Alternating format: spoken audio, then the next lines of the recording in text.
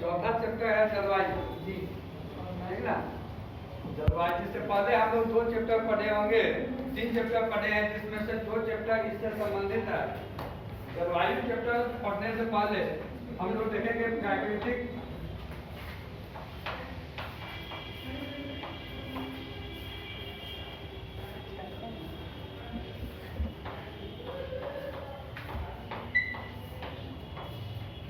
क्षेत्र के प्राकृतिक पर्यावरण को समझने के लिए 3 तत्व आवश्यक हैं। मूल तत्व जो है वह 3 हैं, जिसमें पहला है स्थलाकृति,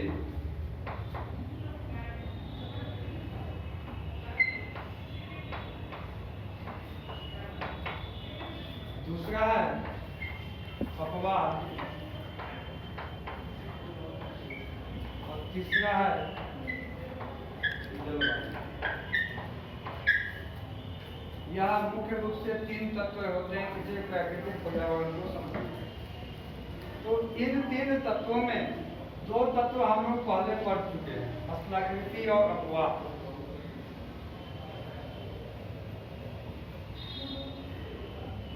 तीसरा तत्व जो है वह है जलवायु। इस जलवायु के बारे में हम लोग इस अध्याय में पढ़ेंगे।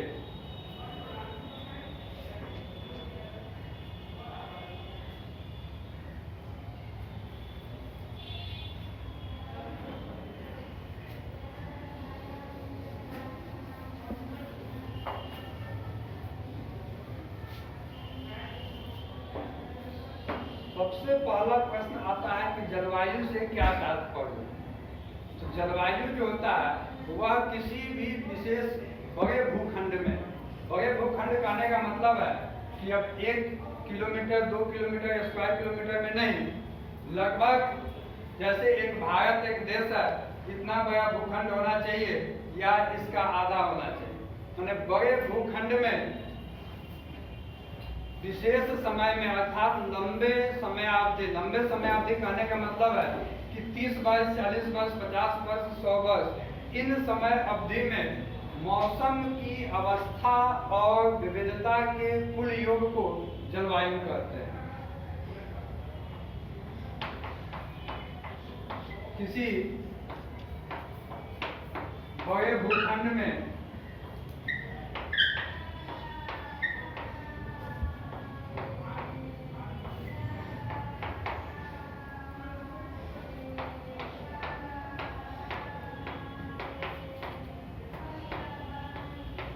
लगभग 30 वर्षों में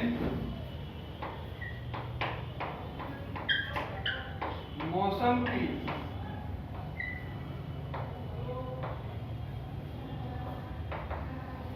अवस्था तथा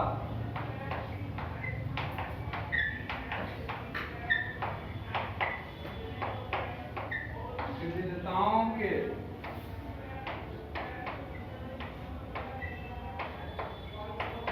कुल योग को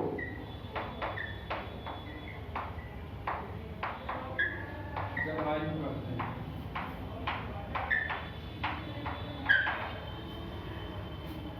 जलवायु है किसी बड़े भूखंड में लगभग 30 वर्ष या लंबे समयावधि में मौसम की अवस्थाओं और विविधताओं, मौसम की अवस्थाओं तथा विविधताओं के कुल योग को जलवायु कहते हैं। अर्थात उस समय अवधि में मौसम में क्या परिवर्तन हुआ, मौसम किस प्रकार का था या उसमें क्या विविधताएं आई, अर्थात मौसम क्या होता। अब यहाँ से प्रश्न आता है कि मौसम क्या होता है। सबसे पहले हम लोग मौसम समझ लेते हैं कि मौसम क्या होता है। एक मौसम और जलवायु के तत्व समान है लेकिन विभिन्नताएं हैं। दोनों में क्या अंतर है कि यह जो होता है यह क्षणिक वायुमंडलीय दाब है, अर्थात किसी भी क्षेत्र की क्षणिक जो वायुमंडलीय अवस्था होती है उसको मौसम कहते हैं। क्षणिक कहने का मतलब है कुछ समय के लिए, अर्थात जैसे आज सुबह में देखे हम लोग क्या था, बारिश का मौसम था लेकिन अभी धूप निकल गया, तो यह एक दिन में कई बार परिवर्तित हो सकता है, एक सप्ताह में परिवर्तित हो सकता है, या एक महीने में परिवर्तित हो सकता है। तो यह मौसम हो गया कि यह क्षणिक है, यह कुछ समय में परिवर्तित होते रहता है, बदलते रहता है। लेकिन जलवायु जो है यह लंबे समय अवधि में 30 वर्ष, 40 वर्ष, 50 वर्ष हम ले सकते हैं। दूसरा, मौसम जो है वह छोटे से भूखंड के लिए है, विशेष भूखंड के लिए है। छपरा का मौसम क्या है, मुजफ्फरपुर का मौसम क्या है, पटना का मौसम क्या है, छोटे भूखंड के लिए। लेकिन जलवायु क्या है, यह लंबे भूखंड के लिए है। भारत का जलवायु क्या है, एशिया का जलवायु क्या हो सकता है, यूरोप का जलवायु क्या हो सकता है। तो यह दोनों अंतर है। अगर मान लिया कि इसमें 3 नंबर का या प्रश्न पूछे अगर दोनों में अंतर, तो एक और लाइन जोड़ देंगे कि मौसम की पढ़ाई हम लोग मौसम विज्ञान के अंतर्गत करते हैं और जलवायु की पढ़ाई जलवायु विज्ञान के अंतर्गत करते हैं। या 3 अंतर लिख देंगे 3 नंबर का, ठीक ना। तो मौसम और जलवायु में यह अंतर। तो मौसम की अवस्थाओं और विविधताओं के कुल योग को, तो अब है कि एक भारत में एक साल में, एक महीना में मौसम या एक साल में कितनी बार बदला, या वह बदला तो किस प्रकार से बदला, उसमें क्या विविधताएं थी, अंतर क्या था। मैं कभी गर्मी पड़ा, कभी ठंडा पड़ा, कभी सूखा पड़ा, या कभी सर्दी पड़ा। तो इन सब विविधताओं के कुल योग को जलवायु के अंतर्गत रखते हैं, ठीक ना। अब इसमें हम लोग पढ़ेंगे जलवायु में कि भारत की जलवायु कैसी है और यह है तो क्यों। कहीं कहीं लिखा रहता है कि भारत की जलवायु उष्णकटिबंधीय जलवायु, ठीक ना। लेकिन अक्सर अब सब जगह लिखा रहता है कि भारत की जलवायु मानसूनी जलवायु। हम लोग भी सुनते हैं कि भारत की जलवायु कैसी है, तो मानसूनी जलवायु अक्सर पढ़े हुए हैं। लेकिन उष्णकटिबंधीय क्यों कहा जा सकता है?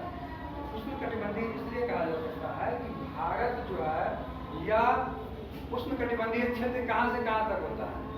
पहला चैप्टर में हम लोग पढ़े होंगे कि विषुवत रेखा से 20 डिग्री उत्तर और विषुवत रेखा से 20 डिग्री नीचे यह जो क्षेत्र है, यह जो जोन है, वह उष्णकटिबंधीय जोन है। अर्थात यहाँ पे सूर्य की रोशनी सीधी पड़ती है और यहाँ पे गर्मी अधिक होता है, इसलिए उष्ण बना दिया। कटिबंध मतलब जो क्षेत्र होता है उसको कटिबंध करते हैं।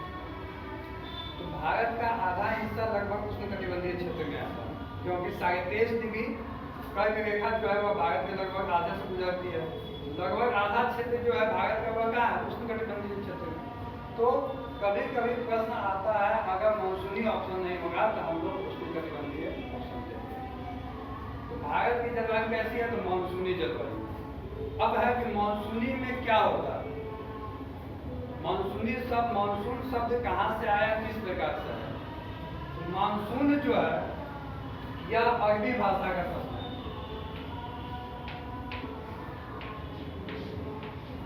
मानसून जो है यह अरबी भाषा का शब्द है, यह अरब देश से आया।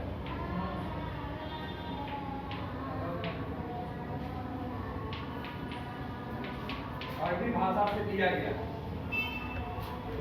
अरबी भाषा में मौसम जो होता है, मौसम शब्द से दिया गया। मौसम जिसका अर्थ होता है मौसम। मानसून शब्द जो है यह इसकी उत्पत्ति अरबी भाषा के मौसम शब्द से हुआ है, जिसका अर्थ होता है मौसम। अब वहाँ के लोगों के दिमाग में क्यों आया मौसम शब्द, क्यों आया? तो मौसम शब्द आया कि जब अरब के लोग, अरब के व्यापारी व्यापार करने के लिए निकलते थे, तो वह उनका नाव जो था वह हवा की दिशा में बहते हुए जिस क्षेत्र में या जिस तट पे जाके लग जाता था और वहाँ पे व्यापार करने जाते थे, उस तट पे अच्छा व्यापार होता था, तो कहते थे कि यह व्यापार का मौसम है। जब ये वहाँ मौसम आया, वहीं से यह मौसम शब्द से आया और मानसून शब्द की उत्पत्ति। तो अरब के लोग व्यापार करने शुरू में जाते थे, और जब अरब के लोग यहाँ पे भारत में जो है कि यहाँ पे मानसून जो है वह कब आता है, भारत में मानसून जो है वह 15 जून से प्रारंभ हो जाता है। मानसून मानसून का आने का मतलब कि वर्षा आ जाना। भारत में वर्षा जो है जून के प्रथम सप्ताह में वह केरल तट पे आता है। केरल तट पे इसलिए आता है, वह हम लोग आगे पढ़ेंगे कि भारत में जून के समय में दक्षिण पश्चिम हवाएं बहती है। दक्षिण से दक्षिण पश्चिम हवाएं जो बहती है तो यह किधर जाएगी? उत्तर पूर्व की तरफ जाएगी हवा। तो दक्षिण में हिंद महासागर है, तो हिंद महासागर से पर्याप्त मात्रा में नमी प्राप्त करके या भारत के तटीय क्षेत्र या भारत के पूरे क्षेत्र पे यह वर्षा कराते हुए यह आगे बढ़ती है। आगे बढ़ने के बाद जब आगे जाएगी, जब उत्तर पूर्व में जाएगी, तो उत्तर पूर्व में यहाँ हिमालय पर्वत खड़ा है। इसकी चोटी लगभग कितना है? लगभग 6000 है ना, 6000 ऊपर औसत में। ऐसे सबसे ऊंची चोटी कितना है हिमालय की? 8000। इसका उसके बाद किसका? केतु है। तो लेकिन प्रश्न आता है कि भारत की सबसे ऊंची चोटी तो किसको देंगे? नहीं, भारत की सबसे ऊंची चोटी जब ये देंगे कंचनजंगा को देंगे, यह हिमालय में है। और वही भारत में सबसे ऊंची चोटी देंगे तो वह केतु आ जाता है। केतु इसलिए नहीं देते हैं कि केतु जो है वह हिमालय, हम लोग जो पढ़े थे तो हिमालय का जो सबसे उत्तरी भाग जो है उसको ट्रांस हिमालय कहा जाता है, जो हम लोग को नहीं पढ़ना था। तो उस ट्रांस हिमालय में केतु है, और वह केतु जो है काराकोरम 2 वह पाकिस्तान पीओके में है, ठीक ना। इसलिए हम लोग उसको नहीं देते, हम कंचनजंगा देते हैं। वो कहाँ है? सिक्किम में।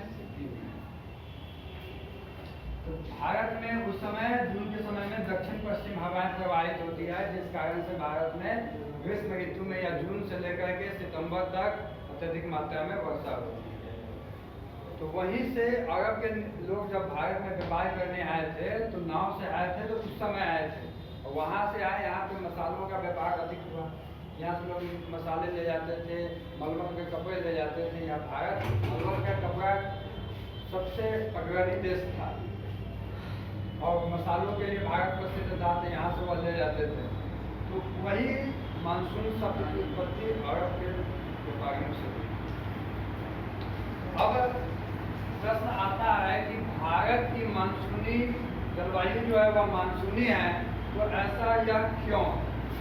मानसूनी जलवायु क्यों है, इसके बारे में हम लोग आगे पढ़ेंगे। लेकिन एक बात और है, भारत के साथ साथ दक्षिण एशिया और दक्षिण पूर्व एशिया की जलवायु भी मानसूनी जलवायु। भारत के साथ साथ दक्षिण एशिया और दक्षिण पूर्व एशिया, भारत भी कहाँ है? दक्षिण एशिया में है ना, एशिया के दक्षिण क्षेत्र में है। अब है कि भारत की जलवायु मानसूनी है, लेकिन यहाँ पे प्रादेशिक विविधताएं पाई जाती है। प्रादेशिक विविधताएं, प्रादेशिक कहने का मतलब क्या होगा? प्रादेशिक कहने का मतलब है प्रदेश के अंदर विभिन्नताएं पाई जाना। विभिन्नता मतलब कि अलग अलग क्षेत्रों में जलवायु जो है वह अलग अलग पाया जाता है। कैसे? इसको समझने के लिए हम लोग दो तत्व को लेकर के चलेंगे, एक तापमान और एक वर्षा। प्रादेशिक विभिन्नता को समझने के लिए तापमान और वर्षा को लेकर के चलेंगे। तापमान देखेंगे कि ग्रीष्म ऋतु में राजस्थान के कुछ मध्यस्थलीय क्षेत्रों में तापमान लगभग 50 डिग्री सेल्सियस होता है, इतना तापमान। और ठीक उसी समय में अगर जम्मू कश्मीर के पहलगांव में चले जाएं तो वहां पे तापमान जो होता है वह 20 डिग्री सेल्सियस।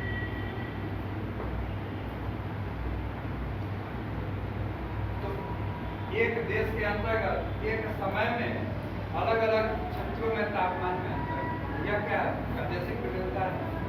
ठीक उसी प्रकार से शीत ऋतु में चले जाएंगे तो केरल तट पे आ जाएंगे तिरुवनंतपुरम में, तो वहाँ पे तापमान 50 डिग्री शीत ऋतु में तिरुवनंतपुरम में तापमान जो होता है वह 22 डिग्री सेल्सियस होता है, और वह जम्मू कश्मीर के द्रास में चले जाएंगे तो वहाँ -45 डिग्री सेल्सियस।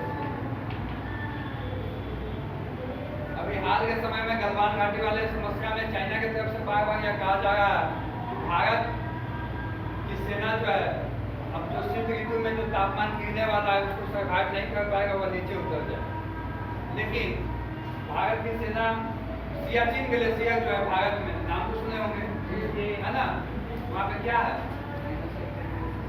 सियाचिन ग्लेशियर पे क्या है? सबसे ऊंचा क्या है बॉर्डर है। वहाँ पे सियाचिन ग्लेशियर पे भारत की सेना जो है वह 6 महीने ऊपर रहती है, 6 महीने नीचे आ जाती है। सर्दी के समय में नीचे उतर करके आ जाती है तापमान के कारण, तापमान गिर जाता है, सर्वाइव नहीं कर पाता है, वहाँ पे ब्लड क्लॉट कर जाता है, इतना माइनस में तापमान रहता है। तो इस कारण से तो भारत के तापमान में यह प्रादेशिक भिन्नता है, हम लोग देख रहे हैं। ठीक उसी प्रकार से वर्षा में चले जाएंगे तो भारत में सबसे अधिक वर्षा जम्मू मेघालय के मानसिंह में या चेरापूंजी में लगभग 400 सेंटीमीटर वर्षा होती है ना, और वही राजस्थान में चले जाएंगे तो 10 सेंटीमीटर 20 सेंटीमीटर वर्षा होती है। ऐसा क्यों होता है? तो चेरापूंजी में वर्षा अधिक होने का मुख्य कारण है कि जब ग्रीष्म ऋतु में जब दक्षिण पश्चिम मानसून आता है तो यह उत्तर पूर्व की तरफ जाता है। यह हवा जो है वो 2 शाखाओं में बढ़ जाता है, एक अरब सागर से घुसता है, एक बंगाल की खाड़ी से घुसता है। तो बंगाल की खाड़ी से घुसते करके सीधे जाता है वो मेघालय साइड में। तो मेघालय में गारो खासी जयंतिया एक पहाड़ी है, हिमालय का सबसे निचला क्षेत्र है पहाड़ियाँ। तो उन पहाड़ियों से यह हवाएं टकरा करके वहाँ अधिक वर्षा करती है, फिर वह हवा ऊपर उठती है, ऊपर उठने के बाद फिर वह आगे बढ़ती है, तब तक वहाँ वर्षा होती रहती है। फिर हिमालय से टकरा करके वहाँ तब तक दक्षिण क्षेत्र में निम्न वायु दाब का क्षेत्र बन जाता है, हवा का दिशा बदल जाता है, फिर उधर से वह हवा आता है, तब फिर वहाँ पर वर्षा कर जाती है। इसलिए सबसे ज़्यादा मेघालय में वर्षा होती है। वही राजस्थान साइड में चले जाएंगे तो वहाँ पे हवा कम वर्षा कम होती है। क्यों?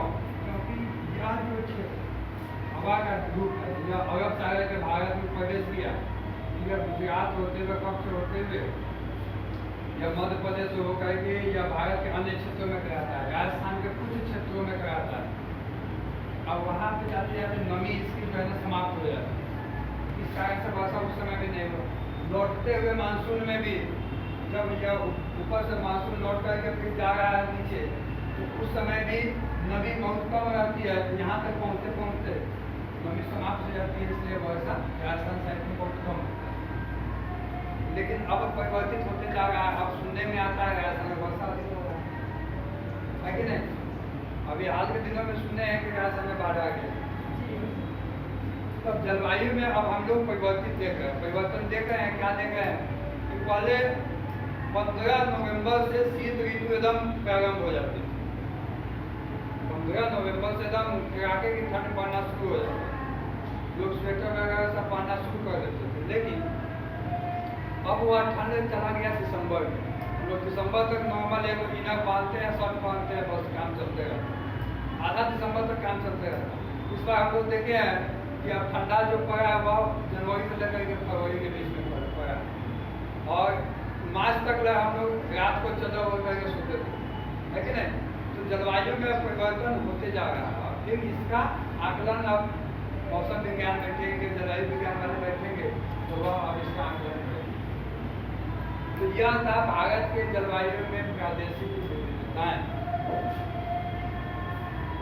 एक प्रश्न और आता है कि एक ही दिन में एक क्षेत्र का तापमान दिन में अधिक रहता है और रात में तापमान कम हो जाता है। जैसे राजस्थान के थार में चले जाएंगे तो वहाँ पे तापमान दिन में अत्यधिक होता है और रात में तापमान देखेंगे कहीं कहीं नीचे आ जाता है। 50 रहेगा दिन में और रात में 15 डिग्री सेल्सियस। ऐसा क्यों? तो वहाँ बालू है, बालू की प्रवृत्ति होती है जल्दी गर्म होना जल्दी ठंडा, ठीक ना? इस कारण से दिन में सूर्य की रोशनी से वह जल्दी गर्म होती है और रात में फिर वह जल्दी जाता है। इससे संबंधित एक दो प्रश्न है पुस्तक, तो इसका लिखेंगे। सबसे पहले जलवायु किसे कहते हैं, ठीक ना। जलवायु के तत्व में आ जाएंगे तापमान, वायुमंडलीय दाब, वर्षा, आर्द्रता, ये सभी जलवायु और मौसम के तत्व। भारत की जलवायु कैसी है, मानसूनी है। और मानसूनी क्यों है, इसके बारे में हम लोग आगे बढ़ेंगे। मानसून शब्द की उत्पत्ति कैसे हुई और मानसून क्या है। तो मानसून जो है यह शब्द की उत्पत्ति कैसे हुई है, यह पता हो गया कि यह अरब देश से आया है। लेकिन मानसून क्या है, तो एक वर्ष में वायु की दिशा में परिवर्तन से मौसम में परिवर्तन होना ही मानसून है। एक वर्ष में वायु की दिशा में परिवर्तन से मौसम में परिवर्तन या ऋतु में परिवर्तन मानसून कहलाता है। यह मानसून लिख लेंगे, ठीक ना। अब उसके बाद में प्रादेशिक विभिन्नताओं में लिखेंगे, टॉपिक देंगे कि जलवायु, भारत की जलवायु की प्रादेशिक विभिन्नताएं, तापमान का एक उदाहरण दे देंगे और वर्षा का एक उदाहरण हो जाएगा। यहाँ तक किया गया क्वेश्चन सब हो जाएगा। पुराने पाठ से कोई है समस्या ऑफ कर दें, ऑफ कर दें।